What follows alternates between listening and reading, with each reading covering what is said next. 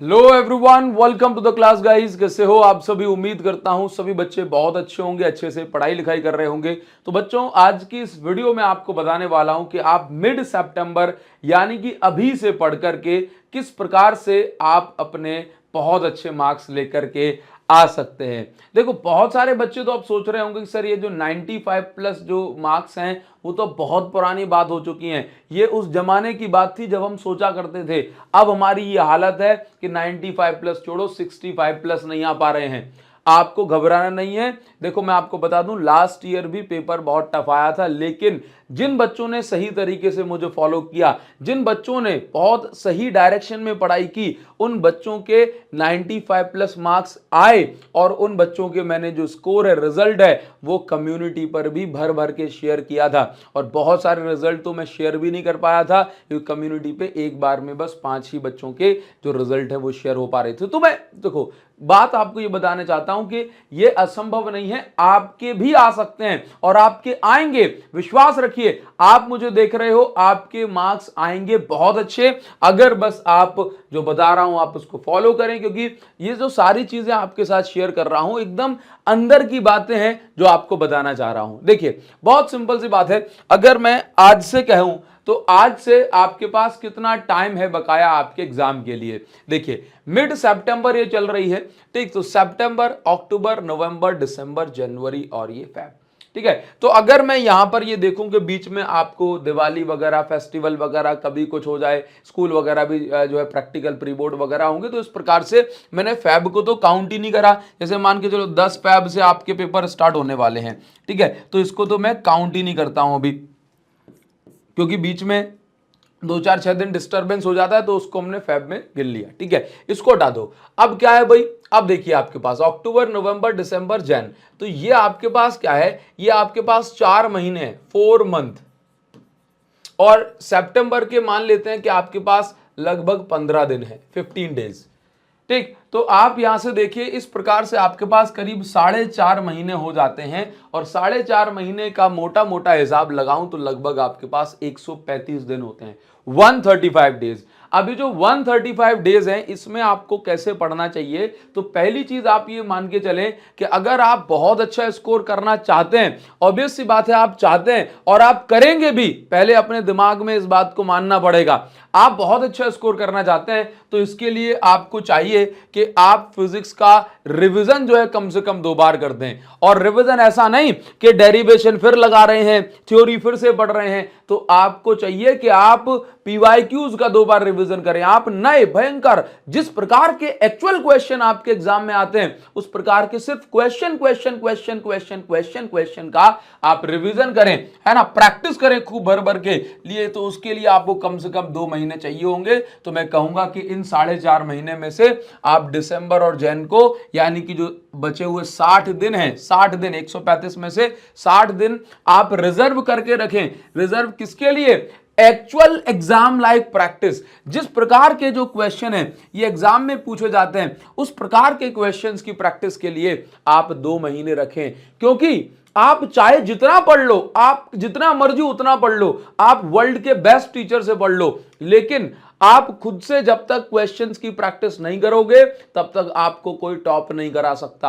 आप जब तक थ्योरी, डेरिवेशन पूरे चैप्टर को पढ़ने के बाद एक्चुअल में जैसे क्वेश्चन एग्जाम में पूछे जाते हैं, अगर आप वैसे क्वेश्चन नहीं लगाओगे तो आपको कोई टॉप नहीं करा सकता, आपको कोई बहुत अच्छे मार्क्स नहीं दिला सकता। यानी कि सब कुछ देखो, अपन मान के चलो आपने देख लिया, हाँ भाई ये शॉट ऐसे लगना है, ऐसे कैच पकड़ना है, ऐसे पकड़ना है, जब तेज आए बॉल तो ऐसे पकड़ना है। भाई जब तक पकड़ के नहीं देखोगे तब तक आपको फील नहीं आएगा, जब तक आप खुद से खेल के नहीं देखोगे तब तक आप जो है नहीं जीत पाओगे। तो आपको खेलना है ये दिसंबर जैन में क्वेश्चंस के साथ, है ना। तो आप इन दिसंबर जैन के 60 दिन को रिजर्व रखेंगे, यहां हम खूब सारी और बहुत बहुत सारी प्रैक्टिस करेंगे क्वेश्चंस की, ठीक है। इसके बाद जो सारा खेल है ना, अभी ये 75 डेज का है, यानी कि जो ये 75 दिन डिसिप्लिन से चलेगा, उस बच्चे को कोई हरा नहीं पाएगा। क्योंकि क्वेश्चन की प्रैक्टिस तो जब करोगे जब आप सिलेबस अपना निपटा लोगे, ठीक है।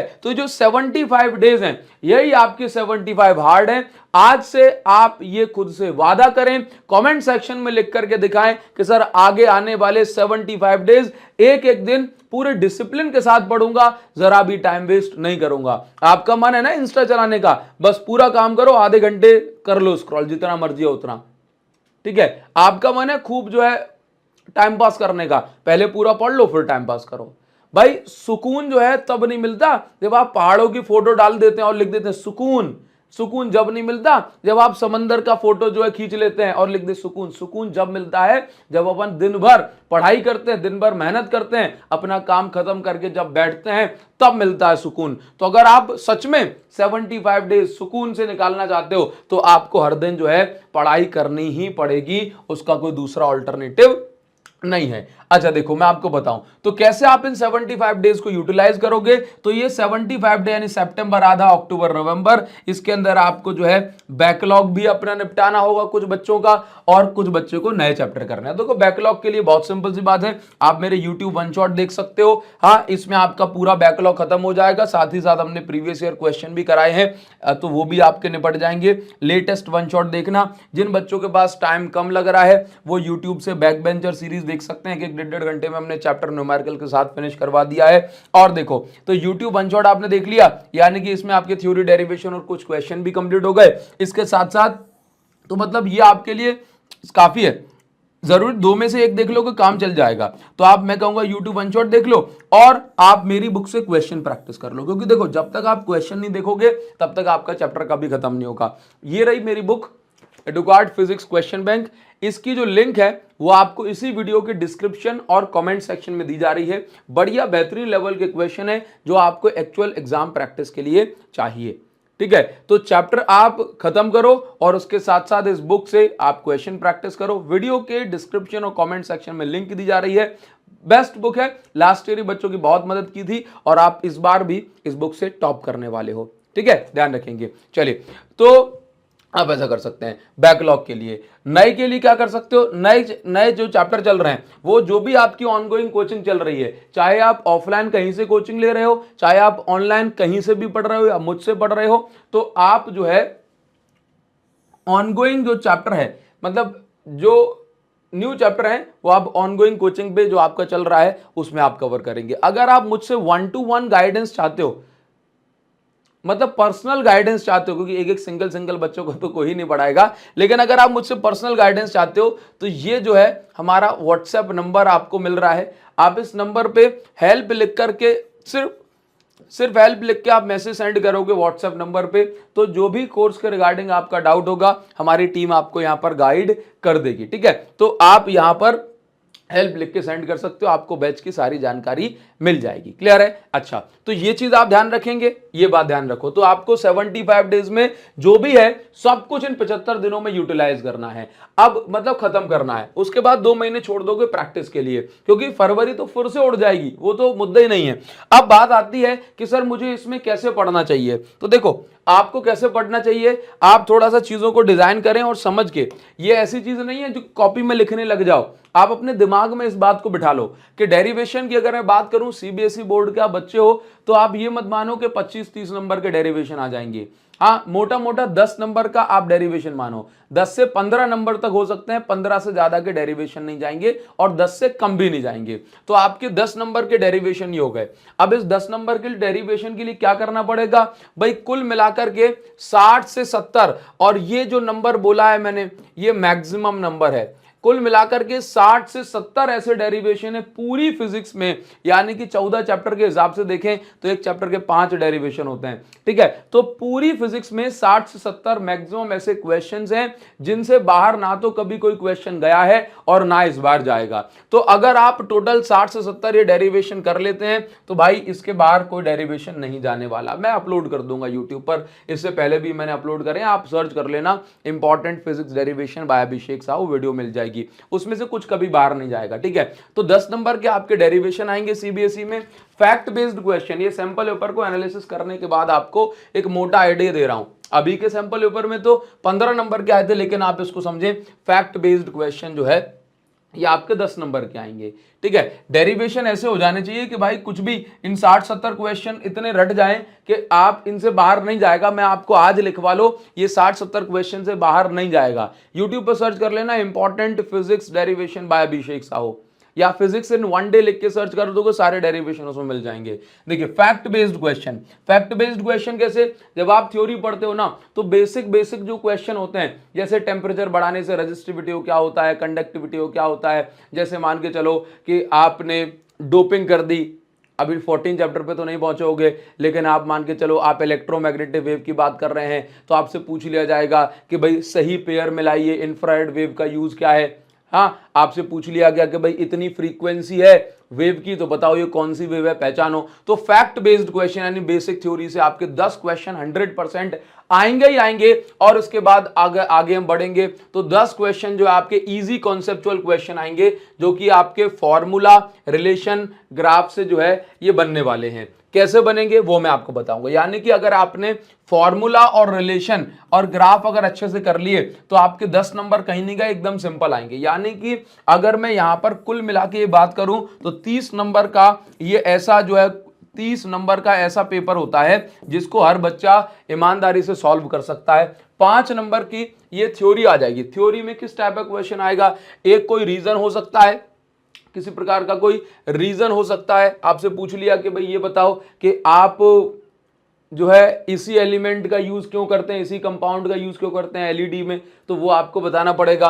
आपसे प्रॉपर्टीज पूछी जा सकती हैं या प्रॉपर्टीज पर बेस्ड क्वेश्चन बन सकता है। आपसे लॉसेस जैसे कि ट्रांसफॉर्मर के, एडवांटेज जैसे कि रिफ्लेक्टिंग रिफ्रैक्टिंग टेलीस्कोप के, एग्जांपल के तौर पर बता रहा हूं, ये पूछा जा सकता है। तो 70 में से जो 35 नंबर का जो क्वेश्चन होने वाला है, पेपर होने वाला है, ये आपके लिए बहुत आसान हो जाएगा, बहुत बहुत आसान हो जाएगा। लेकिन ये जो बचे हुए न्यूमेरिकल है ना 35 नंबर के, ये आपकी जान खा जाएंगे। तो इसके लिए खूब सारी प्रैक्टिस करेंगे, है ना। और जो साथ में चल रहा है अभी उसको खत्म करेंगे, और जो 60 दिन आप बचा के रखेंगे मैं आपके खत्म करवा दूंगा। आप अगर मेरे साथ प्रैक्टिस करना चाहते हो तो विनर्स बैच की लिंक आपको इस वीडियो के डिस्क्रिप्शन में दी गई है, वहां से आप कर सकते हो। आप विनर्स 1.0 में एनरोल करो या विनर्स 2.0 के अंदर एनरोल करो, दोनों ही बैचेस के अंदर आपको सभी बैचेस की फ्री एक्सेस दी जाएगी।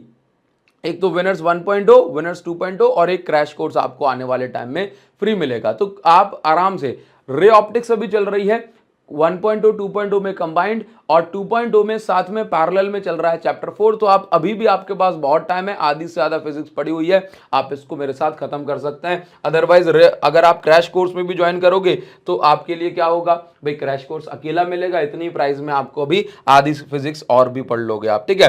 अच्छा, साथ ही साथ में आप चीजों को इफेक्टिव तरीके से डिजाइन करने के लिए क्या करें, आप चीजों को इफेक्टिव तरीके से डिजाइन करने के लिए, अच्छा तो यहां पर मैं आपको बता दूं कि डेरिवेशन साथ ही साथ करते चले जाओ, चैप्टर को अच्छे से पढ़ते चले जाओ, जो भी सर पढ़ा रहे हैं, जो भी मैम पढ़ा रहे हैं। और यहां पर मैं एक चीज ऐड करना चाहूंगा कि इन 75 दिनों में और आने वाले 60 दिनों में जो भी टेस्ट हो आपके स्कूल में, कोचिंग में, उनको जरूर से दो भाई, जरूर से दो, इनके बिना काम नहीं चलेगा। हाँ, अच्छा, इसके साथ साथ और जो सारे के सारे जो ग्राफ हैं, फॉर्मूला हैं, वो आपको इन 75 दिनों में याद होने चाहिए। हाँ, तो आप क्या करेंगे इन 75 डेज के अंदर, आप ये करोगे कि जो आप खुद से सेल्फ नोट्स बनाओगे ना, सेल्फ नोट्स जो खुद से बनाओगे, उसमें कभी भी आप इजी पॉइंट मत लिखना, जो कि आपको पता है कि भाई ये चीज मैं भूलता नहीं हूं, तो उसको मत लिखो। एकदम इजी चीजों को नहीं लिखना है आपको।